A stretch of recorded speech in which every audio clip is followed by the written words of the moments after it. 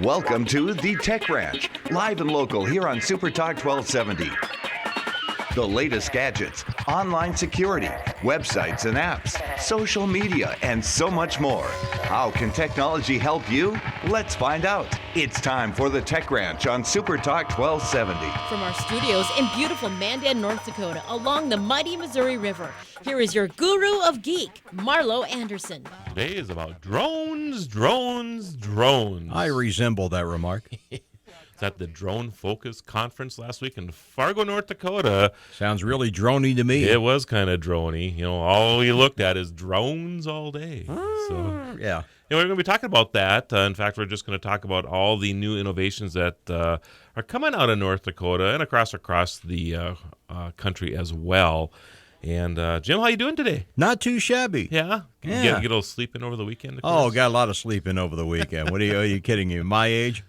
It's all it's about, isn't it? It's a priority for me. Yes. And the cat situation. Where are we doing? How are we doing with that? The what situation? The cats. The cats? We haven't talked about your cats for a while. Oh, yeah, the cats are great. We got two cats. We got a big old tabby. He's like a big old alley cat. Yep. And we've got the little one, the little calico. She's a real diva. She's a princess.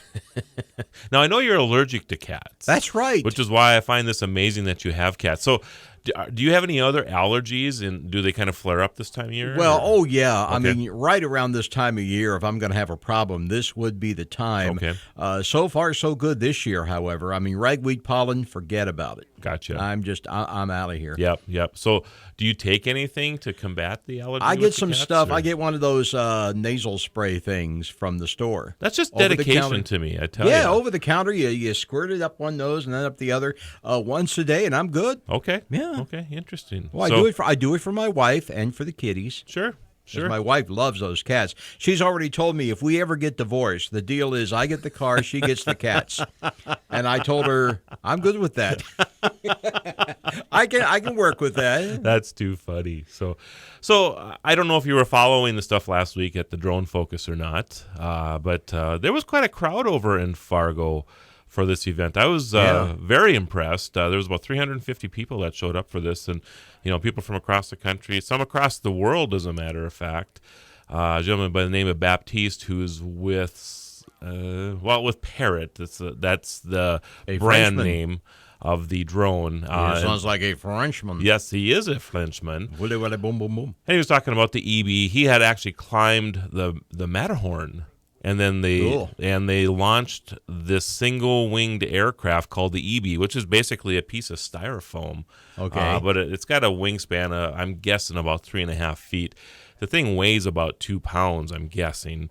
And they launched this from up there, and they mapped the Matterhorn with this craft. Excellent. And it was very, very cool. In fact, they were showing some imaging from it, and this 3D image of the mountain. It was just crystal clear, beautiful.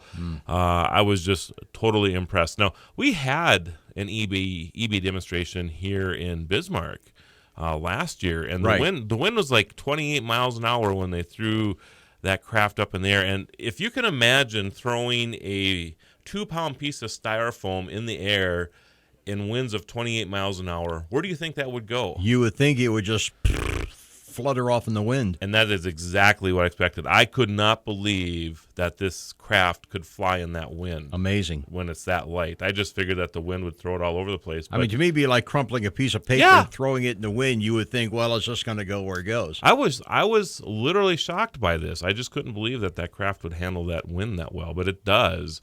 And it does a great job of mapping and imaging and that type of thing. So, Great. So that was kind of cool. So have you been out flying a drone yet? Have I been out flying a drone or flying in a drone? No to all of the above. Well, you and I are going to have to do this. Of course, I've been out flying a little bit. I was in Canada a couple weeks ago, too, and had permission, actually, to put my drone up in the air for Hey, you're going to go fly some drones, eh? But that was kind of fun, too. It's interesting that So I don't know if people have been following the COA situation, the certificate of authorization or authority, I guess would be, that you have to fly a drone commercially. And you had to go through this whole process to get this done. At the end of this month, they're stating that they're going to relax these provisions. Right. So if you have a qualified person on staff that goes through basically some type of test, because right now what you have to have is you have to have an airplane pilot Yeah. to fly the craft if you're going to do this commercially. Oh, okay. And then you have to have somebody that runs the visual equipment. So you have to have 2 people flying the drone, basically. Somebody with an actual pilot's license. Pilot's license. Wow. Yes. So that I didn't know that. Oh, yeah, absolutely. And to this point, that's kind of been what's held a lot of people back. And the good thing about that, of course, is that a lot of people who have pilot's license have probably found another source of revenue. Yeah. Because they can, hire their services out just to fly a drone around. But at the end of this month, if the FAA holds to their promise that they'll relax these regulations, if you pass a test, and I'm not sure if it's just a written test or what's going to happen with that they haven't released all that information. Right. But you and I, without a pilot's license now, would actually be able to. So, like for Town Square Media here, for example, Yeah. You or Larry, for example, could actually become your drone specialist Up in for the your air, company. Junior Birdman. Exactly. So be looking for that. Yeah. And the other thing that's interesting is they're moving that regulation from 400 to 500 feet. Oh, okay. So we've they're talked about upping the it. ceiling before of 400 feet. That's actually going to go to 500 feet. And that might not seem like a lot, but it is substantial. A pretty good view from 500 feet. I know that. Well, and you think about when you map something, a lot of times your drone will go over the top and then it'll come back over and back Yeah. over again, right? Well, the difference of what the camera can grab at 400 feet, you think about that view shed that it has, and then you go up to 500 feet, it dramatically increases that view shed. Yeah. When you're looking down on something. So they don't have to take as narrow a swath, so to speak, as you're going back and forth Right. mapping something. They can make that a little bit wider because the cameras have gotten that much better. You're not shooting something in a very low res type of camera anymore. Everything's high resolution. So they, obviously you could go many, many feet higher than 500, but the camera isn't the issue anymore. So being able to go up higher makes a big difference on the area that you can map. So, yeah. Anyway, I don't mean to be boring you about this. No. Why? Do I look bored? I just think it's exciting. But, for me to be able to take my drone and go up 500 feet now, that's just exciting to me. It is. So it really is. So you'll be able to, just the imaging that you can get at that higher level. I'm just kind of excited about it. So anyway, so it was a great conference. There was a lot of great people there. Dr. John Kowalski, he's the director of Airspace Operations and Safety Program for NASA. And I did a little talk about the synergies between autonomous vehicles and drones.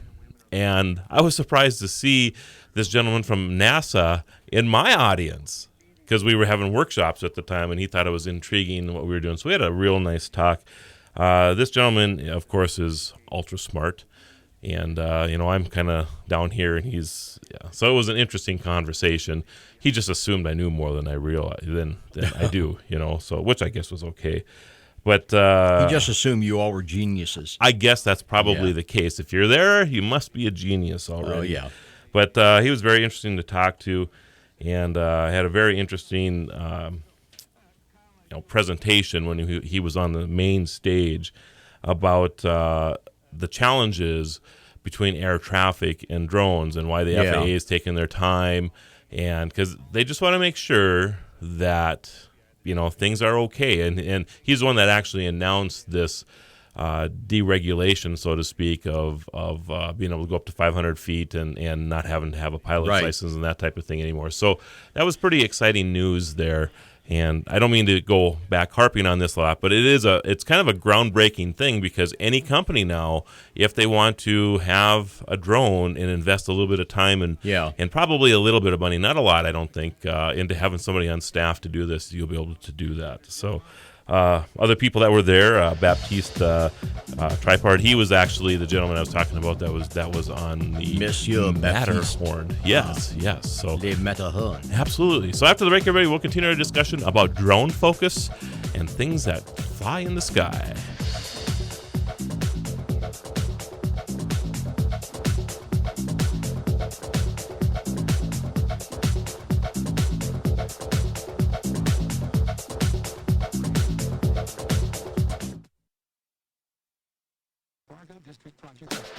Listen to the podcast of many of your favorite shows now at supertalk1270.com. Follow the Guru of Geek at facebook.com/The Tech Ranch or Twitter at Guru of Geek or thetechranch.com. Here again is your Guru of Geek, Marlo Anderson. And we want to thank all the people who follow us and listen to us across the country and around the world on the Blueberry Network, on the Tech Podcast Network. We're also on Roku, iTunes, TuneIn, and of course our own app, Radio Pup. Yay! Yeah, great app, by the way. Do you use the Radio Pup app? I do. I use it at home. I listen to myself on the radio. You know, sometimes we pre-record things, and being a radio guy, I'm just totally in love with the sound of my own voice. That's fantastic. And I lie in bed. No, seriously. It's a quality control thing. Sure. You know, if you record something ahead of time, you want to make sure it's running properly. So once in a while, I'll tune myself in and listen to myself on the radio. And, of course, all the other stations here, because these guys are all my friends. So it's and it's called voice tracking, correct? Right. Okay. So, not to get off the drone topic for a little bit, but I find this intriguing. So are you ever out in public and, say at a coffee shop or whatever, and somebody comes in and they're like, I was just listening to you on the air. Yeah, it's kind of weird. Yeah, you walk into a place where they know you. Yep. And they have the radio station on in the background. Now, I do a lot of live. I do some fill-in on Cool 98.7 because I used to do the morning show there. Yep. And they have me on filling in on the weekends, and generally I'm here for that. Okay. But once in a while, there is the option. I don't think I'm revealing any deep, dark state secrets here. There is the option you can pre-record the show. With a well-produced pre-recording, you can't really tell the difference. In fact, there's a famous story from back in the 70s of a guy, a disc jockey I think he was in California, who actually recorded his show and went home to check on his wife, and his wife was messing around with another guy, and the guy shot the wife and the guy. Oh, my goodness. Dead. The guy went to prison, and the wife didn't know because it was pre-recorded. With a well-produced recording, you cannot tell the difference. Wow. And that's in the 70s So be already. careful. That's true. That's true. Yes. Yeah. But yeah, you're right. And it's gotten so good actually that you can actually say the time in the whole bit, can't you, if you want to, because you know exactly what time that piece is going to be airing. Right. So it's just amazing technology. It really is. So well, sometimes you know, sometimes you don't. Sometimes you don't even know what day of the week it is. That is true. Yeah. Yes. Yeah. So anyway, kind of get back to drones. There's a lot of talk about. By the way, I'm not here today. I'm recorded. Marlo is talking to a recording right now. I am. None of this is live right now. This totally is voice tracked. Yes. This is all pre-recorded, and Marlo is just so amazing because he can fake that, and I can just sit here talking. It's a week ago Thursday for me right now, and I. Well, I hope you're Jim. If you're listening right now, I hope you're enjoying that cup of Joe wherever you're at. I'm at home listening to myself, you and myself on the Radio Pup thing there. Anyway, so of course there's a lot of talk about at Drone Conference or Drone Focus about the different ways you can use drones. Yes, back to drones. Yeah. People talk a lot about are all we going to use these for is taking pictures and videos and spying on people. Yes, and that's a big deal, of course. It is. And having the government there to talk about this. Man. They talk about the lives that have been saved because of this type of surveillance, and they can surveil at an area where maybe the person doesn't even know what's going on. Which maybe a guy skiing gets lost up in the mountains somewhere. Well, and they talk a lot about that. The search and rescue stuff. There was a group of 4 teams that came from across the country, and these were all students, and they did presentations on varying degrees of where their business is at. And it was interesting. They had one that was hoping to use drones to fly through sewers and check out the infrastructure under a city, and fly through and no find out. No reason they can't, yeah. It's interesting, isn't it? Yeah. And one of the challenges they have, of course, is that if you go underground, the GPS part doesn't work in a drone. So they have to figure out a different way to map as they're flying through these areas autonomously. And then the only time a person would have to go down there then is if there has to be some type of repair. They can just look at the footage when it comes back, or maybe there's other sensors on there that'll show that this particular coordinate there's a crack in something or whatever. Yeah, you know, and so nobody wants to crawl around down there unless they have to. that's exactly correct. So I thought that was pretty clever. And there was another one that was about storage and what to do with all the data that's coming in from that. It wasn't as sexy as the other ones, but that one's actually going to go someplace. In fact, they already have some contracts and that type of thing. The one that won, however, was a group of 3 college students from the University of Las Vegas. And I visited. In fact, I got to know these 3 pretty good before they made their presentation. And I have to tell you, after watching the presentations, I didn't think they had a chance to win this thing. Okay. And then they came back and won simply because they weren't even close to as far along as the other presentations. But the idea is interesting. Yeah. They have a microphone that they put on the drone, and in a search and rescue type of scenario, they will dispatch this drone, and it also has visual capabilities too. But the number one thing it focuses on is hearing the words "help, help." Oh, yes. So if there's a building that crumbled, if somebody's out lost in the woods, this drone can come along, and it's just listening for the words "help." And if it hears that, it can narrow in on that and then find those people. Now, how close to the ground would it have to be? I don't think it has to be very close at all. Yeah. So it can, I'm going to guess in that 400 to 500 foot range, so it Yeah. can cover a pretty nice area rather quickly. Because let's assume that somebody's really injured and the cries for help, if they're there, are pretty faint. Right.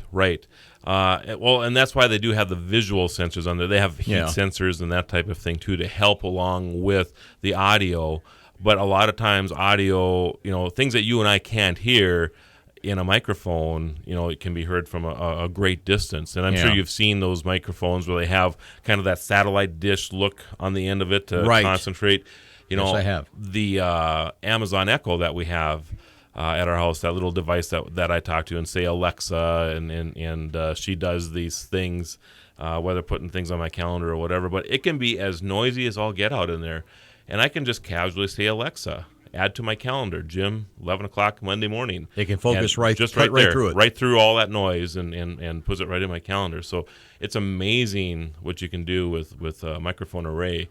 So, and they won this contest. I was pretty impressed with this. Yeah. And they just had a rough drawing, but showed the concept off. And I just think that's a great use of drones. Just about creative ideas for using the technology. Absolutely.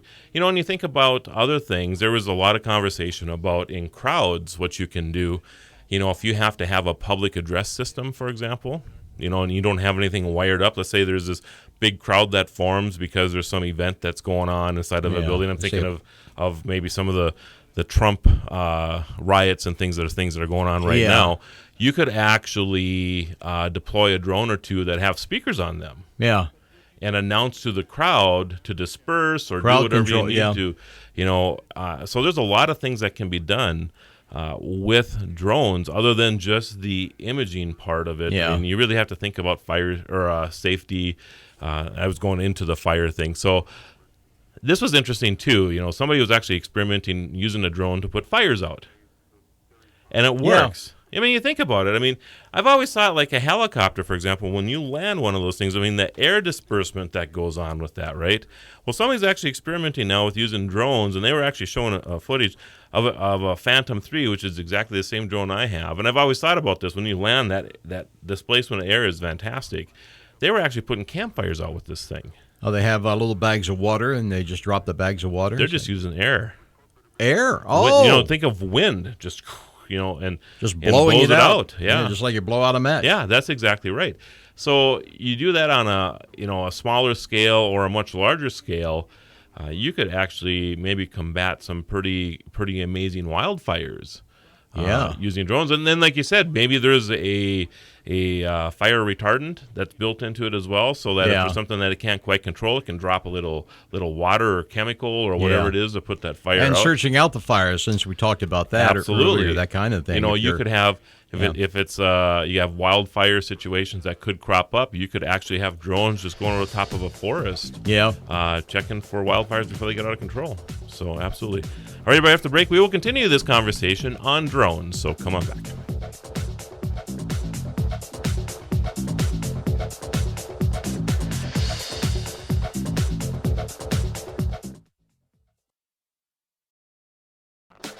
the Red River Farm Network.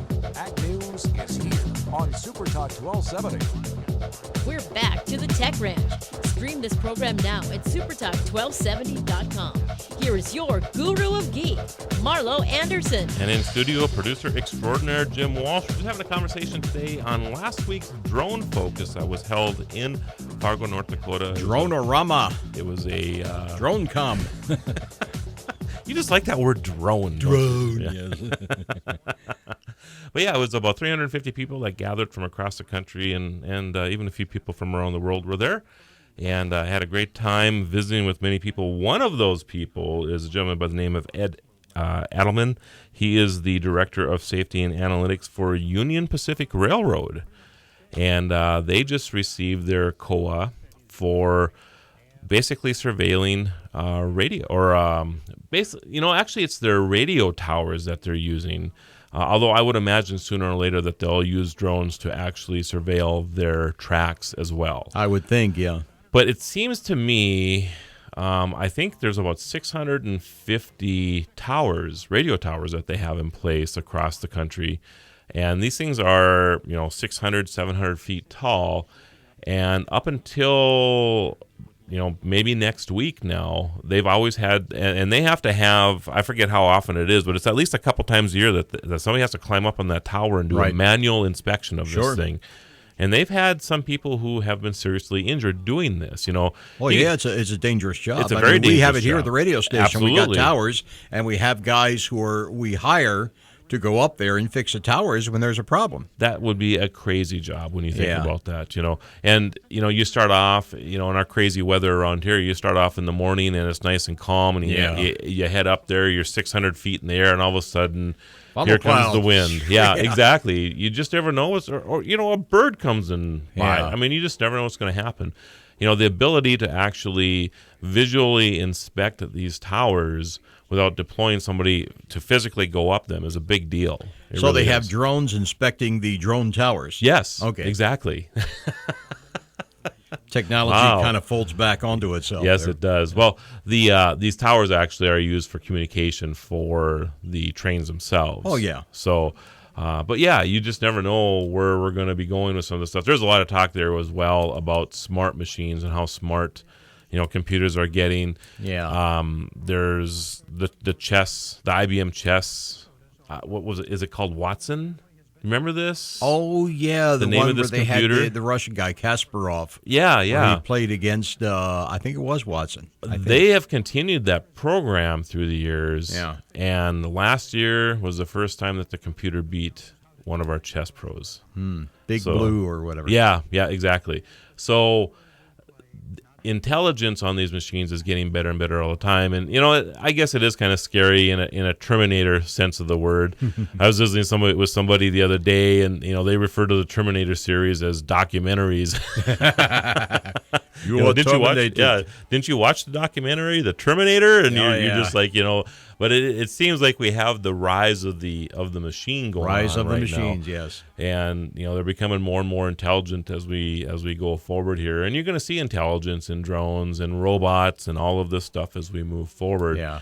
And most of the things that these machines are going to be doing are basically taking risk away from us. But do they have Arnold's dazzling vocal range? I'm guessing not. Probably not. That would be fun, though, to have a drone with his voice in it. I'll be back. I'll be back. That would be hilarious, actually. So anyway, and I know other railroads across the country are starting to use drones as well. Well, every train could inspections. probably have its own drone. That's absolutely right. Just to kind of fly up and down along the train and keep an eye on things. That's not a bad do idea. all the things that actually. the guys in the caboose used to do. Right. Just at least you have an eye on what's going on, so that if there is an issue, you know about it. Another thing that they talked a lot about is the inspection of bridges. And as our infrastructure again has really started to decay over the last, that's become a big issue. It's in a the big last issue. Few years. So you can deploy a drone to go under a bridge, and using the sensors that are on board, it actually can detect cracks for metal fatigue and Yeah. those type of things. And so you're going to start seeing a lot of those type of things too. And the reason I'm bringing a lot of this stuff up is, if you're a company that's out there, for example, looking to maybe get into a new market or something along those lines, these are emerging things that you're going to start seeing over the next couple of years, and life-saving things. The last thing we want is another bridge collapse like what happened in Minneapolis a couple of years ago. So, and the government, and I shouldn't say the government, but people who work in the government, a lot of them are wonderful people, and they care about what's going on, and they want to make sure that we are safe, and as a result, they need to have these tools in place to do that. So. Now, what about the issue of job displacement? I'm sure that's going to be a big controversy. Anytime you have any kind of advance in technology, we talked about the train specifically. Right. I mean, those guys who used to be in the caboose, they don't have cabooses anymore. Right. Those jobs do not exist any longer because it's all done by computers. Exactly. I wonder what kind of resistance we're going to get now. I think you're going to see some. Yeah. But I think it's like anything else. I always make the analogy of the horsewhip salesperson back in 1900, and the company who stayed with that. In fact, I just spoke about this topic in 1900. This one particular company, 1900, best sales year ever for this particular company, and they sold horsewhips and fixed carriages. That's what they did. And they looked at this horseless carriage, and they're like, it's just a fad. Yeah. We're gonna, how could they be catching on? We just had the best sales year we've ever had. And there's a few of these wandering around or whatever. And you look at a picture of New York, and this is interesting too. 1900, same year. 1900, New York had an explosion of people coming into the city, of course. Immigration. And they didn't know what to do with all the horse manure. They had a study done. Yeah. And they figured by 1920 they'd be dealing with 3 times more horse manure than they were in 1900. Yeah, everybody be up to their belly buttons and... So what do you do with all this stuff, right? Yeah. Right. Well, now, then you look at a photo 13 years later, 1930 Times Square. There's only one horse in the entire photo. It's just all it is cars. But it's interesting, as we move forward, with that conversation too. It was a confusing mess in 1913. Yeah. Everybody was starting to get into cars, but there was no traffic signals, no road signs, nothing, right? So I always compare where we're at with the drone industry right now with where we were with the automotive industry in 1910, 1920 before we had roads and signs and things, So, because you come up to, and I'm sure you've seen these photos in other countries too, you come to this major intersection and you're like, how do people even get through this thing? Because it looks like just, hundreds of cars trying to go through this intersection at the same time. In the short term, I've seen it happen like during a power outage, where the lights go out, the traffic lights go out. In the short term, people do find a way to manage. They do. In the long term, I can see where it would be an issue that somebody's going to have to address as far as regulating traffic through and around intersections and so on. Yes, absolutely. And in a power outage situation, though, Jim, you and I have been kind of conditioned now. Yeah. We're used to having these things in place. So when you come up to something that isn't working quite properly, it almost sends a red flag up, like, who's got the right of way here? And you start thinking about this stuff at that time. So you kind of treat it like a 4-way stop. That's correct. Whoever pulls up first gets the right of way. Yeah. So now we're kind of in that in the drone industry too. And, there's a lot of airspace debate. And, you look up in the sky right now at any given time during the day, you can usually catch at least a plane going by, or at least you can see their. I'm trying to remember the name of the the little cloud that they leave behind them. Oh yeah, the little jet. Yeah, thing. Yeah. There's a word for it. Why is it you and I can't think of it right now? Jetstream thing. Yeah. Anyway. So you always see something along the lines that there's something there. I expect in another 10 or 20 years you'll look up and you'll see drones in the same aspect. Delivering things and that type of thing. So, well, I would imagine in some towns you already see it.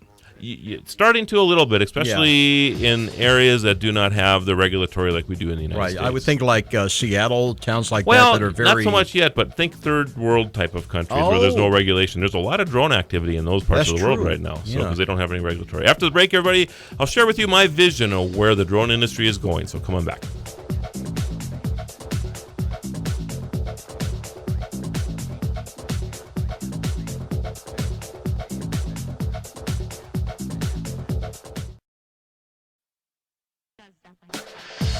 Twitter, Facebook, online, and YouTube. SuperTalk1270.com. Follow the Guru of Geek everywhere he goes. Post your comments or questions at thetechranch.com. Once again, your Guru of Geek, Marlo Anderson. So, Jim, we were just talking, you brought up the fact of, all these machines, whatever, and the potential for job displacement. Right. I think you're right on track with that, actually. And I think a person really needs to maybe evaluate right now, especially if you own a company or whatever, how this is going to impact your company moving forward. Because autonomous cars are coming, drones are coming. This technology is marching forward. And if you're not prepared for it, you're going to be like that horsewhip sales company in 1900. Buggy whip guy, Right. And you, as a person, have to, if you're in one of these type of jobs that could possibly, you might be the victim of a displacement. And don't automatically assume that you're safe from that kind of thing. It could range anywhere from if you're somebody at the fast food counter taking orders. That's already happening. We were just at a Wendy's show, and McDonald's and all these places now are actually going to start using these automated tailors to order your food. So you're going to start seeing that. You're going to, in the car industry, and this is where I think this is going to go. I think, let's pick on autonomous cars for a little bit. You're going to probably see an uptick for a little while in the sale of vehicles, because people are going to want to move to the new technology, right? You're going to want to have a car that drives by itself and all the safety features that go with that. But as you move forward, let's think 10, 20 years down the road, services like Lyft and Uber are going to get even stronger, and they're going to have fleets of vehicles that are autonomous. So at any given time, you can just pop on your phone, order a car, and within a couple minutes' time, that car is going to be there. Yeah. It's not going to take anything for you and I to sit and figure out, hey, I'm spending $10,000, $15,000 a year on a car. Why do I need to do that? Why do I have to have a garage? Why do I have to have all this other stuff when at any given time I can order a car and it's here? So what do you need to do all that stuff, right? The day may come when a car becomes like a motorcycle. It becomes an option. It becomes an option. That's correct. You'll have access to them when you need them, but you don't have to own them. So I think that's kind of what's going to happen is you're going to start seeing more and more people that, even if maybe you're a 2 or a 3 car family, maybe you only own 1 car now because, for your longer trips or whatever you're doing. But for in-town stuff, you just dial up a Uber or a Lyft and they'll come get you. It would be interesting to see how things play out in a place like California, Southern California, where everything, your whole lifestyle is built around your ability to drive where you got to go because it's so spread out. Right. Well, I just think that's going to progress. I think more and more people will not buy vehicles or just buy fewer vehicles. Now, you throw in the fact that Amazon, Walmart, these companies now are really looking hard at using drones to deliver things to you as well, okay? I feel that thinking is backwards. I think it should be the other way. I think what's going to happen is you and I are not going to buy as many cars, but we're all going to own a drone. And you're going to have a pad, and I call it a nav pad. It's kind of something I just came up with a few days ago. But I see kind of like a helicopter pad where you land a helicopter. A miniature helicopter pad. Think of one of these in the backyard of every house for your drone. And this pad has a unique identifier on it. So yours is 1, 2, 3, 4, 5. Mine is 2, 2, 3, 4, 5. And if Jim wants to send Marlo something, let's say there's a packet that you need to send over to me or whatever, you can just go on your app and you say, I need to send this packet to Marlo. There he is because he's already in my contact list. This is his ID. And you put the packet in the drone, and the drone will take off and take it to me. You don't even have to fly this thing. It'll do it autonomously. It'll just take it over. So then, Jim, you need a prescription. Then you'll send your drone down to pick up your prescription. You need a gallon of milk? You'll send it over to the grocery store to get a gallon of milk. I'll never have to leave the house. That's the point. That's exactly right. You can use your drone to go and do these small errands for you, which, again, is another reason why you won't need a car as much. Right. So that's where I see this going, actually. I think 20 years from now, you're going to see a decline in auto sales. You're going to see a huge surge of drones. I think everybody's going to own a drone 20 years from now. A few years ago, there was a lady, she was one of the futurist-type people, like Katie is. Yes. Katie Metaverse. Her name was Faith Popcorn. And she talked about the phenomenon of cocooning, Okay. where technology enables people to do everything they have to do without actually leaving the house all day. Wasn't there a movie not that long ago about that where you, I think Bruce Oh, I'm Willis sure was there in have it, been a number of where movies. you actually I'm have sure an there have avatar Yeah. that goes out and does your daily stuff or whatever, Yeah. and you just stay in the house all day. And So someday in the year so- 2525, you'll be sitting there and the machine will do everything for you, and that leads into a whole other can of worms. oh, other can of worms. That's correct. In the year 2525. Let's not go there. Sing it to me, Jim. So yeah, so that's kind of where I see you going. So if you're, whatever industry you're in, I think you really need to sit and think pretty hard about this. And maybe it's not a bad idea for you to learn, how to operate a drone, because drone Yeah. pilots are going to be a big deal in the future, or drone repair, or autonomous repair. Maybe you're in that industry now where you're fixing cars. Yeah. Maybe you learn a little bit about, positioning yourself towards the autonomous car repair. Well, that's a and big that type part of what thing. they're teaching now in business school. I can tell you that, having just, gotten out of Sure. grad school, is a lot of it is teaching people how to kind of maybe second guess is not the correct way of putting it, but to just kind of anticipate certain things, certain changes that will cause changes in your business requirements. Right.